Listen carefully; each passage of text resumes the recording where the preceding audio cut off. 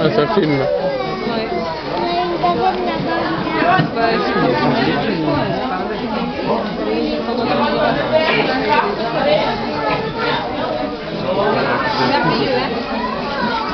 Ouais, lui là. Ah, je sens. C'est ça qui est en acheter.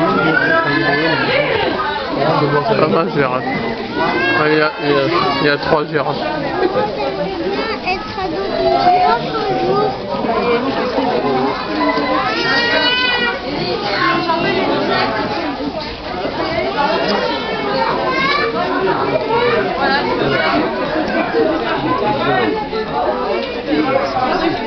Allez, en avance, allez, à battre.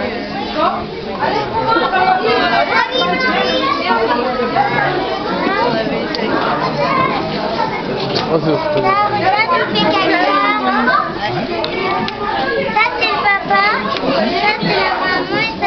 Regarde, il fait des coups.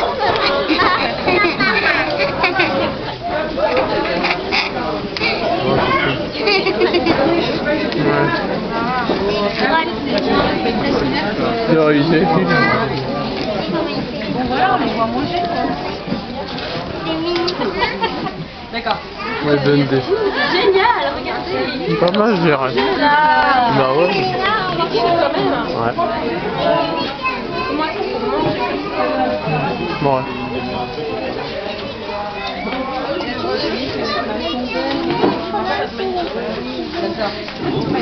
Alors bonjour à tous, bienvenue au goûter des girafes.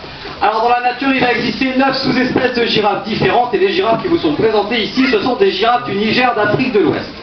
Alors je vais vous les présenter. Donc celle qui est partie tout au fond là-bas, la plus grande c'est notre grand mâle, il s'appelle Djerma, il a 9 ans. Et alors entre les deux qu'il y a ici, donc la plus grande elle s'appelle Panambi, c'est une femelle et elle a 4 ans. Et la plus petite elle s'appelle Kissa, c'est une autre femelle et elle a 5 ans. Donc en fait Kissa qui a 5 ans est plus petite que Panambi qui a 4 ans. Donc la taille c'est comme pour nous en fait, c'est comme chez nous, il y a des individus qui sont plus grands ou plus petits que les autres. Donc là j'aurais donné des branches de noisetiers à manger. Il faut savoir qu'en une journée dans la nature, une girafe peut manger jusqu'à 70 kg de feuilles. Donc nous ici on ne peut pas leur donner 70 kg de feuilles par jour, sinon il y aurait plus grand chose autour de vous. Donc pour compenser, on va leur donner 2 repas par jour, un le matin et un le soir, composés de fruits, de légumes et de granulés spéciaux. Alors également, elles auront accès à du foin et à de la luzerne à volonté dans les râteliers qui sont situés sur la plaine. Et également, elles auront des branches de noisetiers, d'orme ou de bambou, par exemple, comme ça, lors de goûter.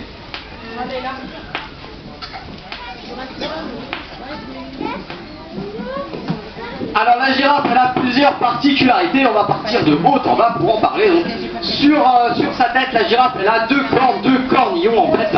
Et les cornillons chez la girafe ça lui sert à se battre, notamment pour les mâles. Donc souvent les jeunes mâles vont vouloir s'attaquer à un mâle dominant, un mâle alpha pour prendre sa place. Et lors d'un combat de girafe en fait ils vont se donner de violents coups de tête dans le flanc et les cornillons auront pour but de faire mal. Donc c'est pour ça que si Djerma se rapproche et que vous observez ces cornillons, il n'y a plus de poils sur les siens alors qu'il y en a sur les cornillons des femelles. En fait tout simplement avant d'être avec les femelles ici, Djerma il était avec un autre groupe de mâles et les hormones faisant ou simplement l'envie de jouer, eh bien il se battait. Et à force de se battre, ça a usé le sommet de ses cornillons. C'est pour ça qu'il n'a plus de poils sur le sommet de ses cornillons aujourd'hui. Alors également vous avez peut-être déjà pu voir que la girafe elle avait la langue d'une couleur assez spéciale puisque la girafe a une langue qui est plutôt bleue, violette, noire.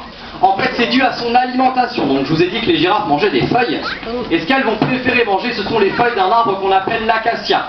Et la particularité des feuilles d'acacia c'est qu'elles sont épineuses, donc on peut penser que ce n'est pas très pratique pour les manger. Mais la girafe est parfaitement adaptée à son alimentation, donc elle va avoir déjà une salive qui est très visqueuse.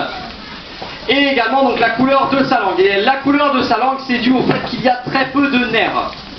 Et comme il y a très peu de nerfs dans sa langue, lorsque les épines des feuilles d'acacia vont la piquer, ça va totalement la désensibiliser. C'est pour ça qu'elle ne ressentira pas la douleur. Et qu'elle pourra tout à fait manger ses feuilles préférées aussi tranquillement qu'elle le souhaite. Alors on va continuer, on va descendre un petit peu. Alors la girafe a un très long cou, jusque-là ça va, on l'avait tous vu. Et on pourrait logiquement penser qu'elle a beaucoup plus de vertèbres que nous. Et il n'en est rien puisqu'elle a exactement le même nombre de vertèbres que l'homme, à la différence près que chez une girafe, une vertèbre va mesurer de 35 à 40 cm. Toute petite différence. Et pour continuer dans les petites différences, ça s'arrête le poids du cœur d'une girafe. Tout simplement, vous vous doutez bien que pour irriguer le cerveau qui est situé tout là-haut, il faut une pompe qui soit suffisamment puissante. Et c'est pour ça que le cœur d'une girafe va peser de 10 à 11 kg. Joli poids aussi. Alors sur tout son corps, la girafe également, elle a des taches. Et les taches, en fait, elles vont permettre de différencier les différentes sous-espèces. Donc par exemple, chez les girafes du Niger d'Afrique de l'Ouest, vous pouvez l'observer sur Djerma qui est situé là-bas. Vous observez qu'elles ont donc des taches sur tout le corps, mais jusqu'aux articulations, à peu près jusqu'aux genoux. Et en dessous, elles ont comme des grandes chaussettes blanches. Voilà, ça c'est spécifique de cette sous-espèce-là. Merci de laisser la corde. Donc c'est pour ça qu'on va reconnaître les différentes sous-espèces en fonction de leurs tâches. Alors au niveau de la reproduction chez les girafes, leur maturité sexuelle elle va arriver vers l'âge de 3 ans. Et le temps de gestation il est relativement long puisqu'il est de 15 mois. Et quand la femelle va mettre bas, elle ne se couchera pas, elle mettra bas debout. Et donc c'est pour ça qu'à la naissance, le jeune girafon fera une chute de 2 mètres. Voilà, bienvenue dans la vie, c'est assez brutal. Mais bon, dans un même temps, il faut savoir que tout de même, un jeune girafon va mesurer jusqu'à 1,70 m. Ça fait des beaux bébés. Alors dans la nature, on ne va pas considérer que la girafe a de réels prédateurs. Tout simplement parce que la girafe c'est un animal qui est imposant, qui est puissant et qui est rapide. Donc c'est pour ça que des animaux comme les lions ou les panthères par exemple s'attaqueront très rarement à la girafe. Ils préféreront se rabattre sur d'autres animaux tels que les gazelles, les antilopes ou les zèbres, où les chances de réussite de la chasse sont plus élevées. Parce que chasser une girafe ça demande une forte dépense en énergie. Dépense en énergie qui n'est pas sûre d'être amortie par la réussite de la chasse. D'où le fait que la chasse à la girafe soit relativement rare. Dans la principale menace qui va peser sur les girafes, ce sera la confrontation directe avec les populations locales, avec les villageois du Niger. Donc il faut savoir qu'au Niger, c'est un milieu qui est semi-aride et donc ça peut être compliqué de faire pousser des cultures. Il faut une source d'eau qui soit suffisamment proche. Et quand ces populations vont réussir à faire pousser une culture, si ça plaît à la girafe, qu'elle a envie de se nourrir, c'est pas une simple barrière, c'est pas un simple fil qui va empêcher la girafe d'y aller et de se nourrir. Donc ça va poser un réel problème tout simplement parce que ces cultures, ce sont les principales sources de revenus et les principales sources de nourriture pour ces villages. Donc c'est pour ça que dans un premier temps, les villageois vont essayer de chasser la girafe mais dans le sens de la faire partir un peu plus loin de leur terre. Et si ça ne suffit pas, cette fois-ci ils vont chasser la girafe dans le sens de la tuer. Mais la principale menace ne vient pas des villages locaux, mais elle va venir de tout ce qui est chasse légale et chasse illégale. Alors la chasse illégale, on connaît c'est le braconnage, il y a beaucoup de braconnage à la girafe. Il faut savoir que la girafe elle n'a pas de réelle valeur économique, elle est surtout chassée pour être un trophée. Il n'y a que les poils de sa queue qui ressemblent un peu à du nylon, c'est très solide, tel du fil de pêche en fait, qui valent un peu quelque chose, mais sinon elle est chassée pour être un trophée, ou pour la médecine traditionnelle également. Donc la chasse illégale, on connaît le braconnage, mais il y a également de la chasse légale à la girafe.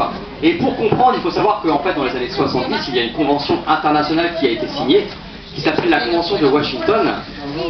Et cette convention, elle vise à réguler le commerce des espèces. Donc par exemple, concernant la girafe, qui est un animal qui est très protégé, tout commerce est interdit.